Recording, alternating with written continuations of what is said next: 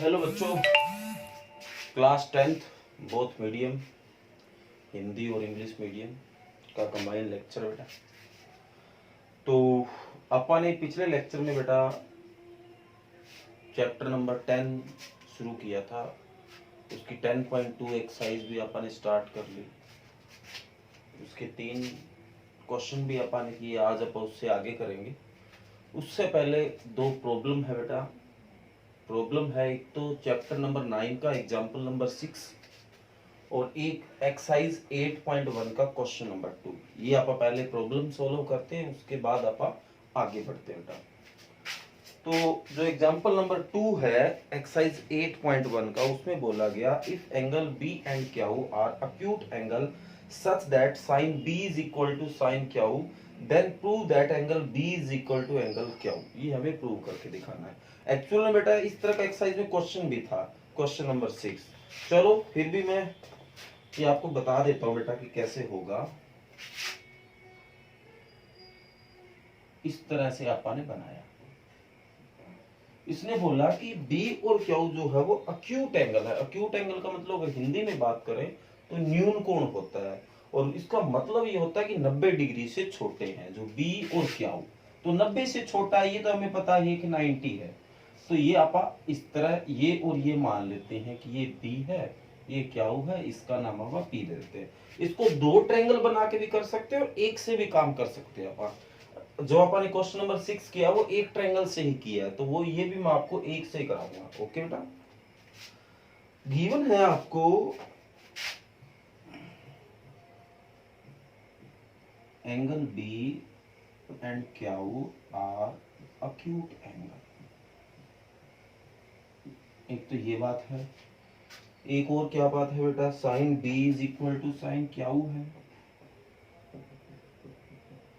और प्रूव आपको करके दिखाना है कि एंगल जो B है वो Q के इक्वल होगा। ये हमारा टारगेट है बेटा प्रूव करने का। तो देखो बेटा, अपन एक ही ट्रायंगल में आते हैं, इस गिवन को यूज करते हैं। साइन, आप बताओ साइन थीटा का क्या फार्मूला होता है? साइन कैसे निकाला जाता है? Perpendicular upon hypotenuse. बात करें तो लंब बटा कर्व होता है, पर यहाँ b लिखा हो तो b के अनुसार परपेंडिकुलर कौन बेटा? तो b के अनुसार तो परपेंडिकुलर ये है। तो गिवन है आपको sine b is equal to sine क्या हो? तो साइन जो b है, साइन होता है परपेंडिकुलर बाय हाइपोटेनियस, तो b के अकॉर्डिंग परपेंडिकुलर हो गया p क्या हो, और हाइपोटेनियस है b क्या हो। इसी तरह साइन क्या हो, हालांकि साइन का फार्मूला तो वही रहेगा परपेंडिकुलर बाय हाइपोटेनियस, पर अब की बार क्या दे रखा है, तो क्या के अकॉर्डिंग ये परपेंडिकुलर योग हो गया और ये हाइपोटेनियस हो गया। तो pb बाय b क्या हो, और इधर रीजन लिख दो। जो साइन थीटा होता है, थीटा तो नहीं लिखेंगे क्योंकि यहाँ थीटा आया हुआ है, साइन x जो होता है वो परपेंडिकुलर बाय हाइपोटेनियस होता है। ओके बेटा, तो b क्या होगा इधर भेज देते हैं। तो p क्या हो, pb बाय b क्या हो मल्टी b क्या हो, b क्या से b क्या हो, तो p क्या हो इज इक्वल टू pb। ढूंढिए बेटा कहाँ है p क्या हो, p क्या हो ये रहा, pb कहाँ है बेटा ये रहा। तो इसका मतलब ये दोनों साइडें आपस में इक्वल हो गई, और ये जब दोनों साइड इक्वल होती है तो क्या ये एंगल और ये एंगल इक्वल नहीं होता? तो we see that we see that triangle PBQ is isosceles triangle। Okay बेटा, तो आइसोस्केलेस ट्रायंगल है, तो आइसोस्केलेस में तो दो साइड इक्वल होती है बेटा। और कौन सी होगी? जब ये साइड और ये साइड इक्वल है ना, तो इनसे बनने वाला ये एंगल और ये एंगल आपस में हमेशा इक्वल होता है। Then we can say that, हम कह सकते हैं, क्या कह सकते हैं, जो एंगल इधर तो बी आ गया और इधर क्या आ गया क्या हो, आपस में दोनों क्या होंगे? इक्वल होंगे बेटा। क्या होंगे? इक्वल होंगे। तो उम्मीद करूंगा कि आपको ये बढ़िया से बढ़िया क्वेश्चन समझ आया है बेटा। फिर भी अगर कोई भी तरह की बेटा प्रॉब्लम रह जाए, अगर ना समझ आए तो बता देना बेटा, ये आपको दोबारा करवा दूंगा। तो ये प्रॉब्लम जो पहली पूछी गई थी वो है। इसके बाद जो प्रॉब्लम पूछेगी वो चैप्टर 9 से है, ये चैप्टर 8 से है बेटा।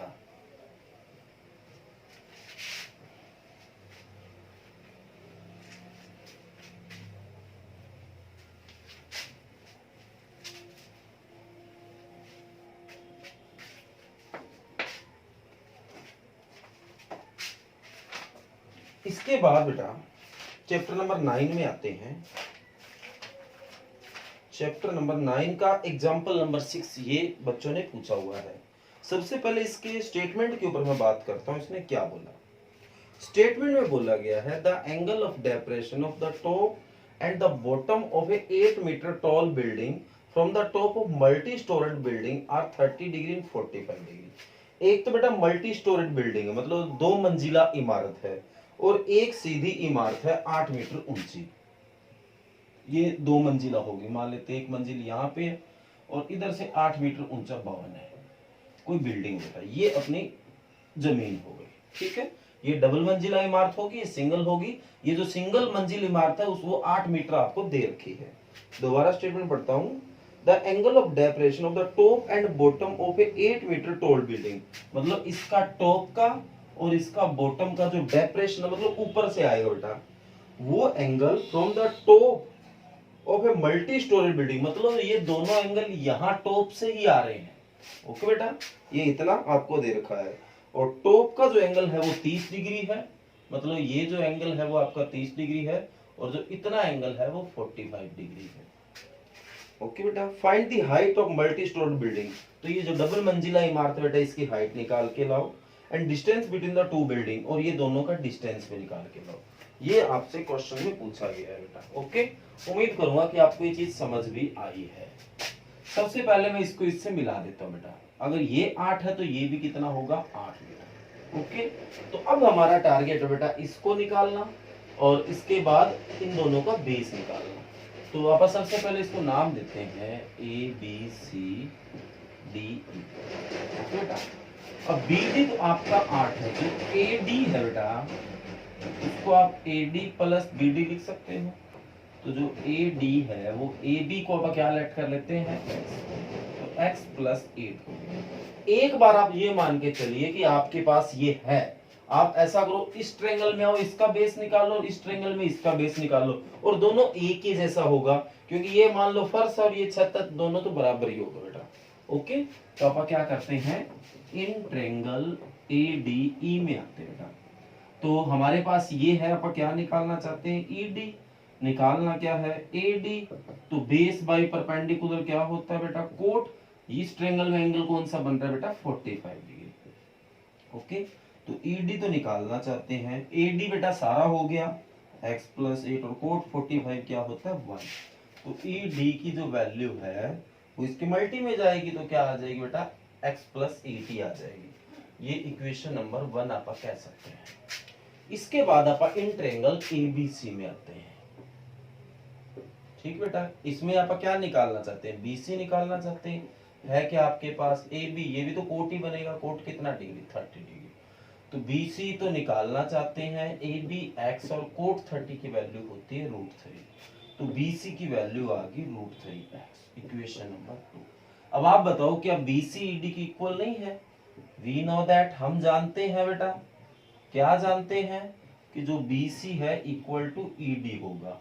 तो जो BC है उसके स्थान पे मैं क्या लिख सकता हूँ, ED √3x, इक्वेशन नंबर 2। दोबारा नाम दे दूं, तो सॉल्विंग इक्वेशन 1 एंड 2, 1 और 2 को सोल्व करने पर, तो सोल्व करते हैं तो बेटा एक जैसे ये ED की वैल्यू यहाँ रख सकता हूं मैं, तो क्या है ED की वैल्यू, x प्लस 8 बराबर √3x। तो हमें तो x निकालना, तो x एक साइड कर लेते हैं, इस x को इधर भेज देते हैं, तो √3x माइनस x, तो x कॉमन आया, √3 माइनस 1, तो x की वैल्यू निकालनी, 8 की डिवाइड में चला गया।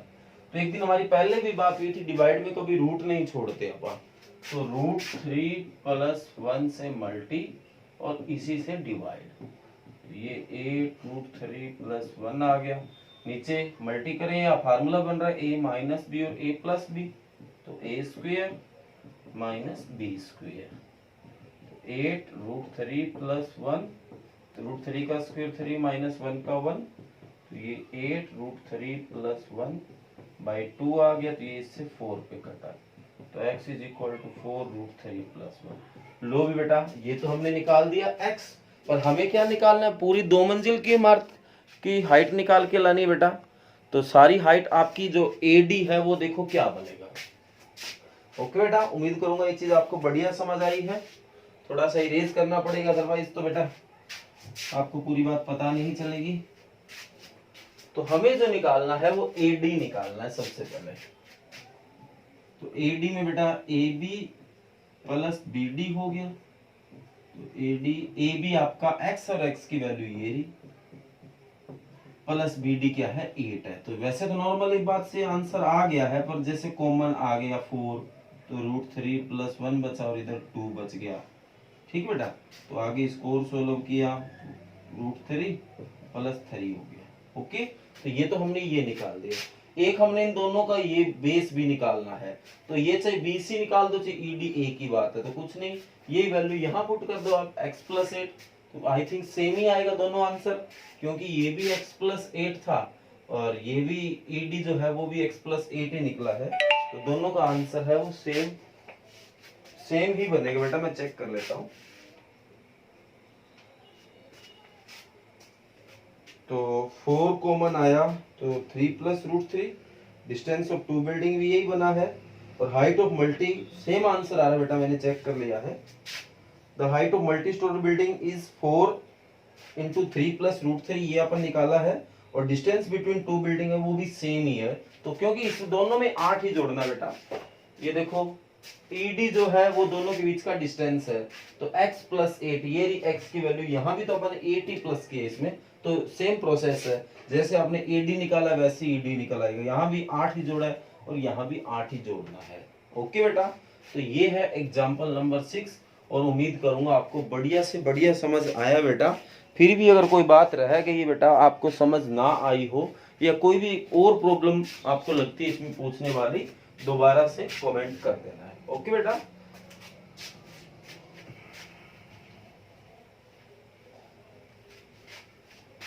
इसके बाद बेटा आप आगे बढ़ते हैं हमारे नेक्स्ट वर्क के ऊपर, जहां पे अपन पिछले लेक्चर में रोका है,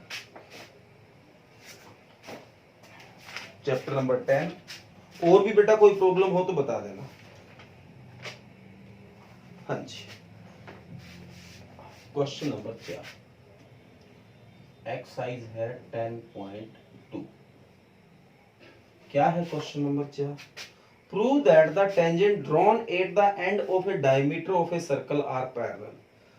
सिद्ध करके आपको दिखाना है, प्रूव करके दिखाना है, जो टेंजेंट्स ड्रॉन की जाती है कहां से, एंड ऑफ डायमीटर, किसी व्यास के किनारे से खींची गई स्पर्श रेखाएं आपस में पैरेलल होगी, आपस में समांतर होगी।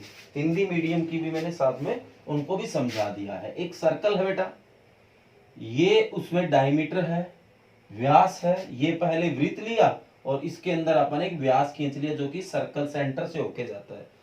इस व्यास के एंड, मतलब इस जो डायमीटर है उसके एंड से खींची गई टेंजेंट्स, हिंदी में बात करें तो खींची गई स्पर्श रेखाएं आपस में पैरेलल होगी, समांतर होगी। ये हमें सिद्ध करके दिखाना है कि ये दोनों स्पर्श रेखाएं हैं वो समांतर होगी, ये दोनों टेंजेंट्स हैं वो आपस में पैरेलल होगी, ये हमें आपको शो करके देना है। ओके बेटा, तो सबसे पहले इसको मैं L नाम दे देता हूं, इसको M, यहाँ एंगल बन रहा है, इसको A दिया नाम, इसको B दिया, इसको C और इसको D। ओके बेटा, हमें प्रूव करके दिखाना है कि ये पैरेलल है। तो we want to prove that line L and M are parallel. ये हम प्रूव करना चाहते हैं। हिंदी मीडियम के बच्चे क्या लिखेंगे? हम सिद्ध करना चाहते हैं कि लाइन, जो साइड है जिसको अपन हिंदी में बोलेंगे भुजा कह सकते हैं, जो भुजा L और M है, लाइन L और M परस्पर समांतर होगी या आपस में समांतर होगी। अब आप बताओ, ये आपकी टेंजेंट है बेटा, ये कांटेक्ट पॉइंट हुआ, तो इससे बनने वाला एंगल कितना डिग्री का होगा? 90 डिग्री का। तो वी नो दैट, हम जानते हैं, क्या जानते हैं भाई, जो एंगल A है वो 90 है, इसी तरह जो B है वो भी तो 90 होगा बेटा, B भी क्या होगा? 90 होगा। तो then sum of angle A plus angle B दोनों का जोड़, तो 90 degree plus 90 degree is equal to क्या आ गया 180 डिग्री। इन दोनों का जोड़ कितना आ गया 180 डिग्री। और जहां लाइन जब ऐसे एंगल 180 बनाती है तो इसका मतलब वो एक स्ट्रेट लाइन है, वो एक बिल्कुल सीधी लाइन है। तो then we can say that, क्या कह सकते हैं, लाइन L is a straight line।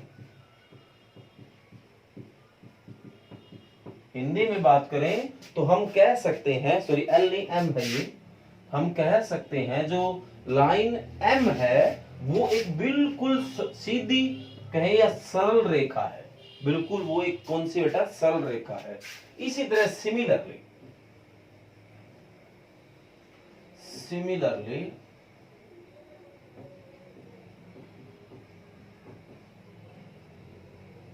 Line C जो है वो भी C भी 90 का बनाएगा और D है वो भी 90 का बनाएगा। जो सम है angle C plus angle D, तो 90 प्लस 90 वो भी क्या हो गया 180 हो गया बेटा। तो इसी तरह देन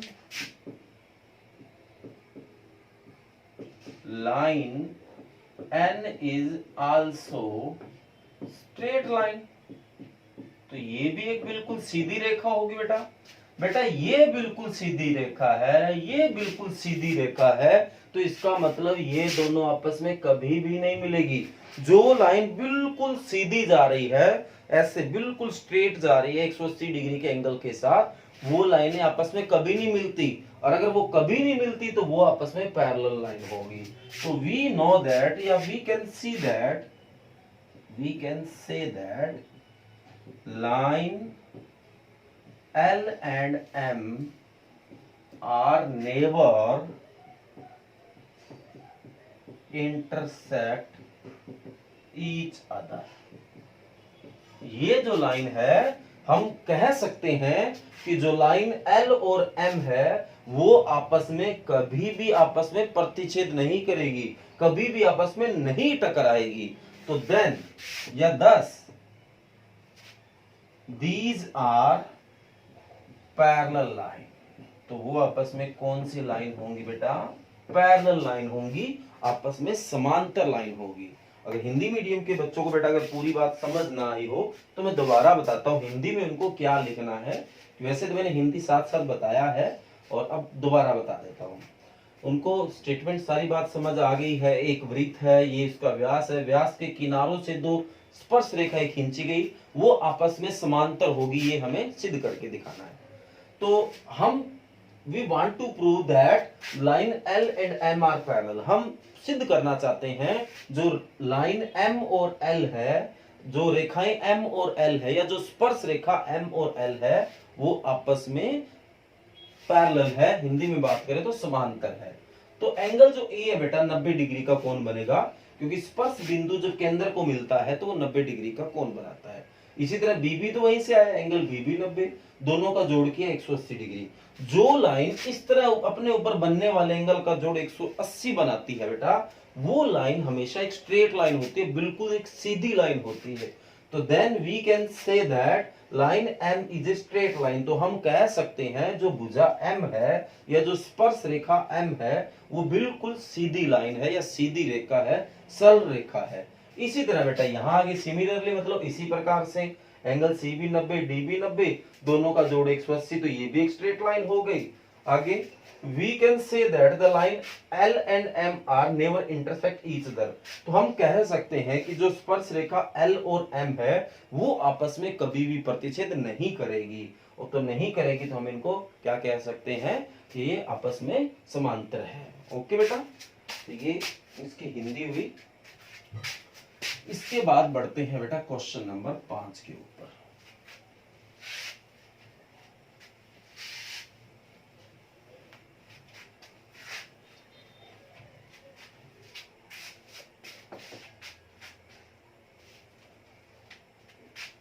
क्वेश्चन नंबर 5 में देखो क्या है। Prove that the perpendicular at the point of contact to the tangent to a circle pass through the centre. हमें प्रूव करके दिखाना बेटा कि जो परपेंडिकुलर आप टेंजेंट के कॉन्टेक्ट पॉइंट से लेते हो, जो परपेंडिकुलर है, perpendicular prove that the perpendicular at the point of contact to the tangent to a circle pass through the center। मतलब जो टेंजेंट से आप परपेंडिकुलर लेते हो ऐसे, वो सेंटर से होके ही जाएगा, ये प्रूव करके आपको दिखाना है। ये सेंटर से होके ही जाएगा। हिंदी में बात करें तो एक वृत्त की बेटा सिद्ध कीजिए कि स्पर्श बिंदु से, ये आपका स्पर्श बिंदु हो गया, स्पर्श बिंदु से स्पर्श रेखा पर खींचा गया लंब वृत्त के केंद्र से होके जाता है। ये आपकी स्पर्श रेखा आ गई, ये स्पर्श बिंदु हो गया, इस पे खींचा गया लंब ये केंद्र से ही होके जाएगा। ये हमें सिद्ध करके दिखाना है। ओके बेटा, आप इसको इस तरह नहीं प्रूव करेंगे। आप देखो कैसे प्रूव करेंगे। ये ओ नाम दे देते हैं, ये x है, ये y है, ये p है। ओके बेटा, ये लाइन एक्स वाई है। Let a circle with centre O, X Y is tangent, ठीक बेटा, and P is contact point, contact point. Okay बेटा, हिंदी में बात करें तो हमने एक वृत्त ले लिया जिसका केंद्र O है, एक्स वाई स्पर्श रेखा है, P जो है वो स्पर्श बिंदु है।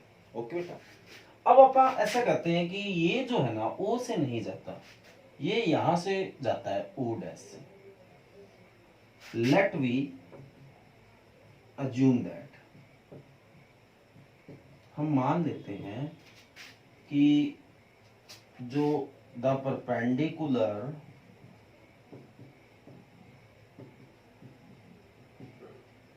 थ्रू P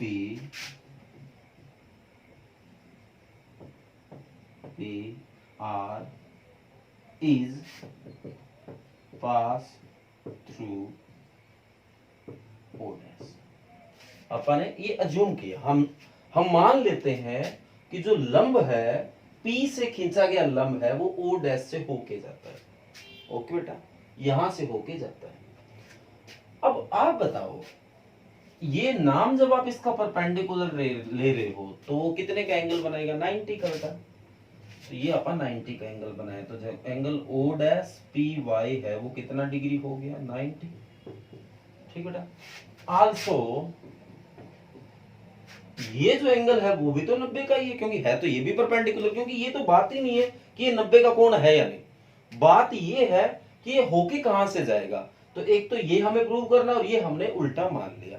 तो है तो ये भी परपेंडिकुलर, है तो ये भी लंब, तो जो एंगल OPY है वो भी 90 डिग्री हो गया। इसी तरह एक सॉल्विंग इक्वेशन 1 और 2, इन दोनों को अपन सॉल्व करते हैं तो यहाँ भी 90 डिग्री लिखा हुआ है, यहाँ भी 90 डिग्री लिखा हुआ है। इसका मतलब ये दोनों एक ही चीज है, क्योंकि ये भी 90 के बराबर और ये भी 90 के बराबर है।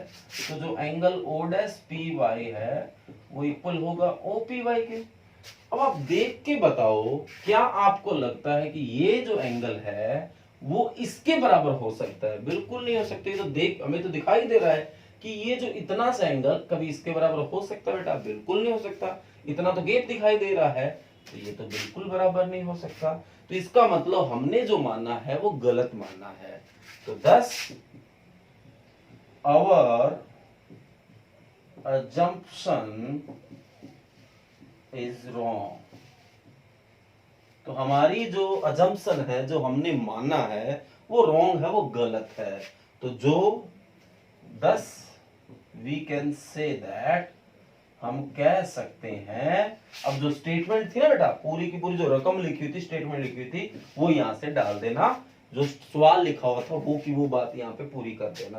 कि हम कह सकते हैं कि जो टेंजेंट के कॉन्टेक्ट पॉइंट से खींचा गया परपेंडिकुलर है वो हमेशा सेंटर से ही होके जाएगा, ये हम कह सकते हैं। ओके बेटा, तो ये क्वेश्चन नंबर आपका 5 है। उम्मीद करूंगा ये भी बढ़िया से बढ़िया समझ आया होगा आपको। अब आप आगे बढ़ते हैं नेक्स्ट क्वेश्चन की ओर। Question number 6।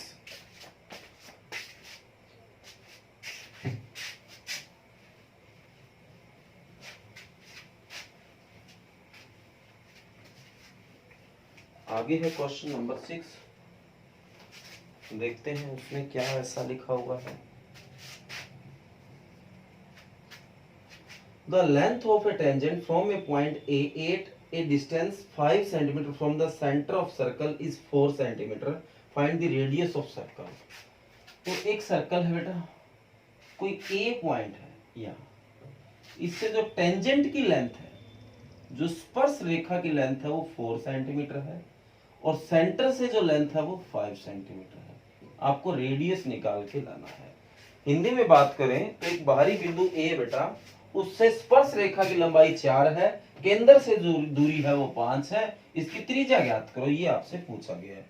तो बिल्कुल इजी सवाल बेटा, पाइथागोरस लगाओ, कर्ण दे रखा है, आधार दे रखा है, लंब अपने आप निकल जाएगा। इंग्लिश में बात करें तो पाइथागोरस लगाओगे, हाइपोटेनियस स्क्वायर, बेस स्क्वायर, दो चीजें दे रखी, तीसरी अपने आप निकल जाएगी। 8वें चैप्टर में बहुत बार अपन यूज किया है, तो ये उम्मीद करूंगा कि आप अपने आप कर लोगे। ओके बेटा, तो ये क्वेश्चन आपको अपने आप करना है। इजी से क्वेश्चन बेटा, कई बार पेपर में बनते हैं इस तरह क्वेश्चन, तो इसलिए छोड़ मत देना, करना है आपको। 7 नंबर है, two concentric circle are radio 5 centimetre and 3 centimetre.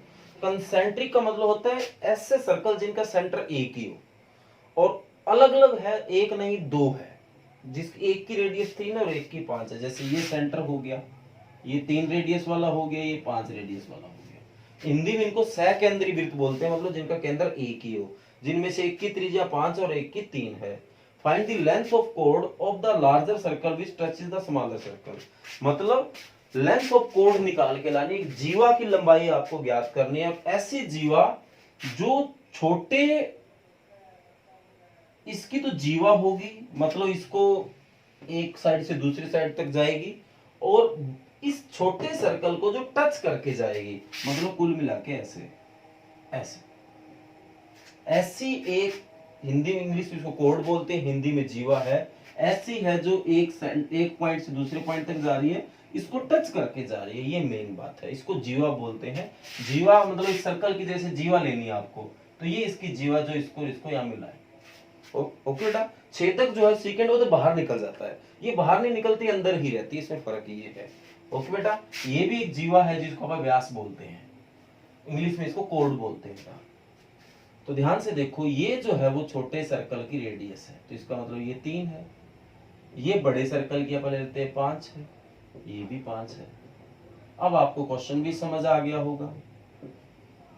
Okay बेटा, तो कैसे करोगे, पहले इस ट्रायंगल में आना, AOC में पाइथागोरस यूज करना, परपेंडिकुलर है, हाइपोटेनियस, ये निकल आएगा बेटा, 4 आएगा, निकाल लेना। इसी तरह इस ट्रायंगल में भी आना, सेम ही है, ये 5 है, ये 3, ये निकल आएगा, दोनों को ऐड कर देना। तो ये 2 क्वेश्चन बेटा मैं आपको अपने आप करने के लिए दे रहा हूं, ये आपको अपने आप करना है 6 और 7। फिर भी बेटा अगर ना आपसे हो, कोई भी मेरी जो मैंने आपको हिंट दिए हैं, जो करवाए हैं, वो समझ ना आए हो, तो बेटा बता देना। आज जो आपको रिटर्न करने का वर्क है 4, 5, 6, 7, ये 4 क्वेश्चन दिए हैं। ओके बेटा, और फिर कॉपी में जब आप इनको कर रहे हो तो ये जिस जिस क्वेश्चन का ग्राफ बनता है, ऑलमोस्ट सारे क्वेश्चनों का बना बेटा, जिन जिन क्वेश्चनों का कोई न कोई फिगर बनता है, वो बेटा आपको फेयर कॉपी में बनाना है, क्योंकि उस फिगर के बिना वो क्वेश्चन का कोई मतलब ही नहीं रहता।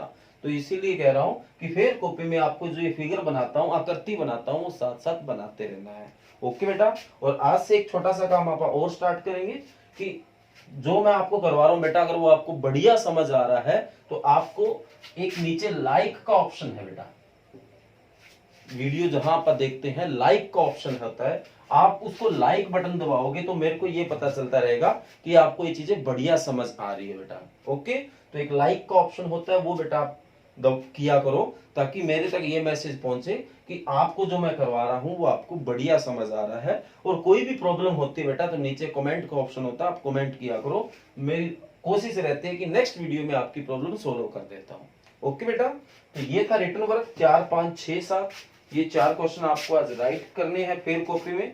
अब इसके साथ साथ आप करते हैं रिवीजन। तो आप 8.1 एक्सरसाइज में थे, जिसके एग्जांपल कंप्लीट हो गए। आज आप 8.2 में आए हैं, तो तो आज जो आपको रिवाइज करना है बोथ मीडियम का कॉमन वर्क है बेटा, एक्सरसाइज 8.2 प्रश्नावली 8.2 का एक सवाल पहला, केवल फर्स्ट सम करना है, हालांकि इसके 5 पार्ट है, तो ये 5 पार्ट आपको आज रिवाइज करने हैं। मतलब पहला जो क्वेश्चन है वो आज आपको रिवाइज करना है। ओके बेटा, इसके 5 पार्ट है तो पांचों के पांचों रिवाइज करने, ये नहीं कि 5 पार्ट आप 2 कर लेते हैं, 3 कर लेते हैं, 4 कर लेते हैं, बिल्कुल नहीं बेटा, पांचों के पांचों पार्ट रिवाइज करोगे तब जाके बात बनेगी। कई बार आप 4 कर लेते हैं और एक को छोड़ते हैं, कई बार वो पेपर में आ जाता है, तो इसलिए मैं सम वर्क ही थोड़ा देता हूं ताकि सारा वर्क पूरा हो सके। ओके बेटा, तो जो आपको वर्क दिया है रिटर्न करने के लिए 4, 5, 6, 7 एक्सरसाइज कौन सी बेटा 10.2 के, और जो रिवाइज करनी है वो 8.2 का फर्स्ट सम है। पहले सम में 5 पार्ट है वो रिवाइज करने हैं, और एक आध छोटा सा काम क्या करना है, लाइक। अगर आपको वीडियो पसंद आती है, आपको ये चीज समझ आ रही है बढ़िया, तो आप इसको लाइक भी करेंगे ताकि मेरे को आपका मैसेज का पता चले कि आपको ये वर्क है वो समझ आ रहा है। ओके बेटा, थैंक यू, कर लेना।